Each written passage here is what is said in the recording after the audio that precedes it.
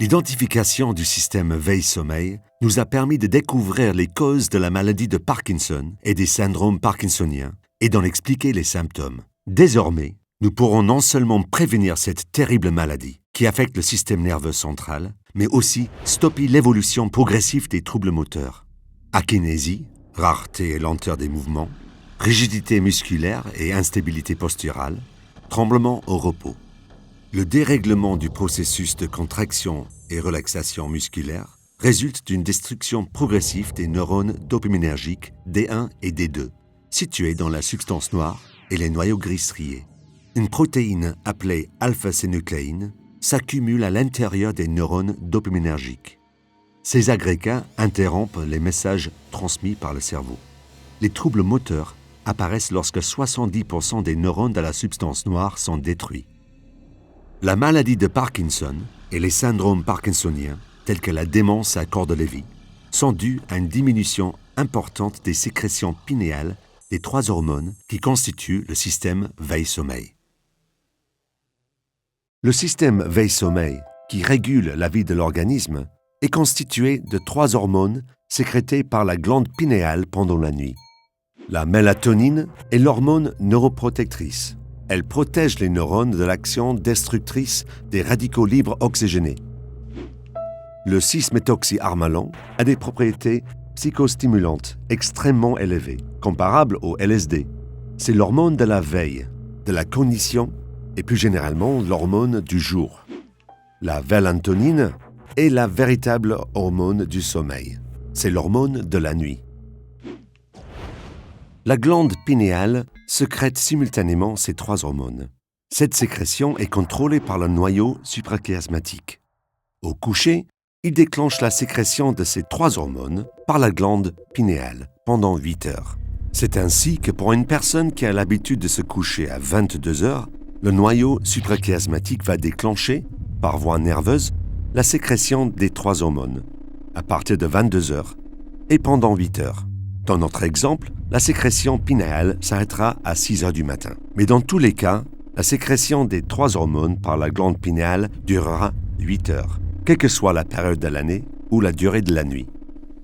Dans la glande pinéale, les biosynthèses des 3 hormones s'effectuent à partir de la sérotonine en 3 étapes d'acétylation successives, sous l'action d'une même enzyme, la N-acétyltransférase, ou NAT. La mélatonine étant une étape intermédiaire dans cette cascade biochimique, la mesure de sa concentration dans le plasma sanguin peut servir de marqueur de la sécrétion des 3 hormones pinéales, et donc de l'état du système veille-sommeil. Au fur et à mesure de leur biosynthèse dans la glande pinéale, les 3 hormones sont libérées dans le sang. Elles vont se distribuer dans l'organisme et gagner leur lieu d'action. Voici les évolutions des concentrations plasmatiques des 3 hormones pendant 24 heures. On distingue 2 périodes. Une période de sécrétion des 3 hormones, de 22 heures à 6 heures du matin. Les concentrations de la mélatonine dans l'organisme sont supérieures à celles du 6-méthoxyharmalan. L'organisme est en mode sommeil. Une période de décroissance des concentrations des 3 hormones pinéales entre 6 heures du matin et 22 heures.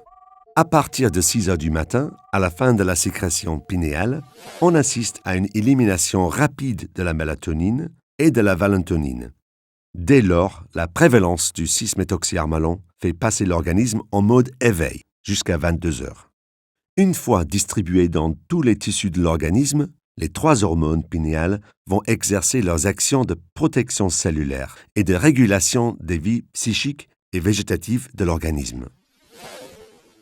Pendant la période de repos, la mélatonine va éliminer les radicaux libres oxygénés présents dans tous les tissus de l'organisme. Ces radicaux libres sont produits par la respiration. Parmi les principaux, on peut citer l'anion radicalaire superoxyde O2- et le radical hydroxyle HO. Ce sont des composés oxygénés qui possèdent un électron célibataire. Ils sont extrêmement réactifs et entraînent une destruction progressive des cellules de l'organisme, en particulier des neurones. Grâce à ces puissantes propriétés réductrices, portées par l'atome de carbone situé en position 2, la mélatonine va piéger ces radicaux libres en se transformant en 2-oxomélatonine, ultérieurement éliminée par voie sanguine. La distribution de la mélatonine dans le tissu cérébral, à partir de 22 heures, va piéger les radicaux libres oxygénés accumulés pendant la période d'activité. Simultanément à leur réduction, la mélatonine est oxydée en 2-oxomélatonine, qui est ensuite éliminée par voie sanguine. Ainsi, à 6 heures du matin, à la fin de la sécrétion pinéale, les tissus nerveux sont épurés. De leur côté, la valentonine et le 6-méthoxyharmalon assurent, tour à tour, la régulation des vies psychiques et végétatives de l'organisme, en modulant de manière sélective les réponses de quelques récepteurs des 7 principaux neurotransmetteurs et en modulant les sécrétions des 7 glandes endocrines de l'organisme. La glande pinéale contrôle ainsi leur fonctionnement. À la manière du yin et du yang, la valentonine et le 6-méthoxyharmalon ont des effets opposés. Les régulations de la vigilance, de la pression artérielle et du tonus musculaire résultent des actions opposées de la valentonine et du 6-méthoxyharmalon sur les récepteurs 5-HT2C de la sérotonine, les récepteurs alpha-2 de la noradrénaline et les récepteurs D1 et D2 de la dopamine.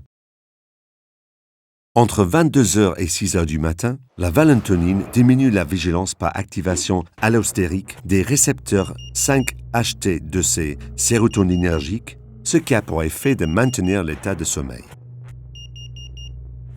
La valentonine diminue la pression artérielle et la fréquence cardiaque par activation des récepteurs alpha-2 noradrénergiques. La valentonine provoque un relâchement musculaire par activation des récepteurs D1 et D2 dopaminergiques. À l'inverse, entre 6 heures du matin et 22 heures, le 6-méthoxyharmalon augmente la vigilance par antagonisme des récepteurs 5-HT2C sérotoninergiques, ce qui a pour effet de maintenir l'état d'éveil. Le 6-méthoxyharmalon augmente la pression artérielle et la fréquence cardiaque par antagonisme des récepteurs alpha-2 noradrénergiques. Le 6-méthoxyharmalon provoque une contraction musculaire par antagonisme des récepteurs D1 et D2 dopaminergiques. La protection des neurones contre les radicaux libres oxygénés et le fonctionnement de l'organisme pendant 24 heures dépendent de l'importance des sécrétions des 3 hormones par la glande pinéale. Comme on vient de le voir, la mélatonine est un marqueur quantitatif de cette sécrétion. En pratique, il faut mesurer la concentration de la mélatonine dans le plasma sanguin à partir de 1 heure du matin pour connaître le niveau de la sécrétion pinéale chez un individu. Nous avons mesuré pendant 24 heures les sécrétions pinéales de mélatonine chez 12 sujets jeunes et 12 sujets âgés. Les variations de la sécrétion pinéale chez les différents individus sont considérables. On observe un facteur 13 entre les sécrétions pinéales extrêmes chez les sujets âgés. En moyenne, la sécrétion pinéale de mélatonine diminue avec l'âge.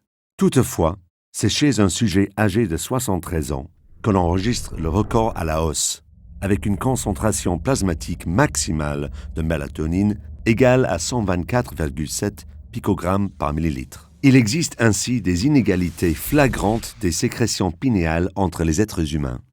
On peut qualifier de sécrétion pinéale normale des valeurs du marqueur mélatonine comprises entre 20 et 200, avec une valeur moyenne égale à 50 chez le jeune adulte sain. Dans les psychoses, la sécrétion pinéale est excessive, avec un marqueur probablement supérieur à 200. Les troubles du sommeil apparaissent lorsque le marqueur tombe en dessous de 10. Ainsi, les individus pour lesquels la sécrétion pinéale est faible ont des problèmes de sommeil et sont particulièrement exposés aux maladies neurodégénératives, telles que les maladies de Parkinson et d'Alzheimer. Lors du vieillissement, ils en sont victimes dès que la mélatonine tombe en dessous d'une valeur que l'on peut situer à 5 picogrammes par millilitre de plasma. Chez les patients atteints de la maladie de Parkinson, la sécrétion pinéale est fortement diminuée, en corrélation avec les symptômes. La sécrétion de mélatonine est insuffisante pour éliminer les radicaux libres oxygénés. On assiste alors à une destruction progressive des neurones dopaminergiques de la substance noire, illustrée par la présence de plus en plus importante de la protéine alpha-synucléine. Elle s'accumule de façon anormale à l'intérieur des corps cellulaires des neurones dopaminergiques, sous forme d'agrégats de filaments insolubles. Ces dépôts interrompent l'influx nerveux, ce qui empêche la synthèse de la dopamine au niveau présynaptique. Au cours de l'évolution de la maladie, on assiste aux baisses conjointes des sécrétions des trois hormones pinéales. La transmission des influx nerveux dans les neurones survivants n'est plus suffisamment modulée par la valentonine et le 6-méthoxyharmalan. Et on est ainsi pour les neurones dopaminergiques D1 et D2 survivants, impliqués dans le processus de contraction et relaxation musculaire. Le manque de dopamine pendant la période de repos permet d'expliquer l'insuffisance de la relaxation musculaire, tandis que le manque de 6-méthoxyharmalan pendant la période d'éveil explique les troubles moteurs. Ils sont dus à une capacité de contraction musculaire insuffisante. Dès l'âge de 45 ans, une évaluation de la capacité de sécrétion de la glande pinéale doit être faite en dosant la mélatonine dans le plasma sanguin. La détection d'un marqueur trop faible, inférieur à 5, donnera l'alerte et permettra de mettre en place un traitement. Jusqu'à la découverte du système veille-sommeil, l'ignorance totale des causes de la maladie de Parkinson a eu pour conséquence qu'il n'existe à ce jour aucun traitement susceptible de prévenir, de stopper l'évolution de la maladie ou de la guérir. Les traitements actuels visent à combler le déficit en dopamine dans la substance noire et les noyaux gris striés, la lévodopa, associée à des inhibiteurs de la dopa-décarboxylase. Les agonistes dopaminergiques qui agissent en stimulant directement les neurones dopaminergiques. Ces traitements sont inadaptés et incomplets. Ils provoquent une stimulation de tous les neurones dopaminergiques et une relaxation musculaire permanente. La contraction musculaire insuffisante pendant la journée n'est donc pas traitée, mais au contraire aggravée. Seul un traitement substitutif par administration des trois hormones destiné à remplacer la glande pinéale déficiente peut être envisagé. Les hormones doivent donc être administrées pendant la période de sécrétion de la glande pinéale, c'est-à-dire pendant la nuit. En ce qui concerne la mélatonine, elle doit être administrée par voie orale, le soir au coucher, à la dose de 3 mg. Cette dose est suffisante pour assurer l'élimination des radicaux libres oxygénés pendant la nuit. La valentonine et le 6-méthoxyharmalan doivent être administrés en association pendant la période de repos, qui dure environ 8 heures. Les modalités d'administration sont extrêmement cruciales. Elles doivent permettre de reproduire, le plus exactement possible, les courbes de sécrétion physiologique des deux hormones. En pratique, seule une administration transdermique, sous forme de patch à 2 réservoirs, contenant valentonine et 6-méthoxyharmalan, dans un rapport de 4:1, permet de réunir ces conditions. Le patch doit être appliqué le soir au coucher et enlevé le matin au réveil, et ceci afin de respecter les horaires des modes sommeil et éveil.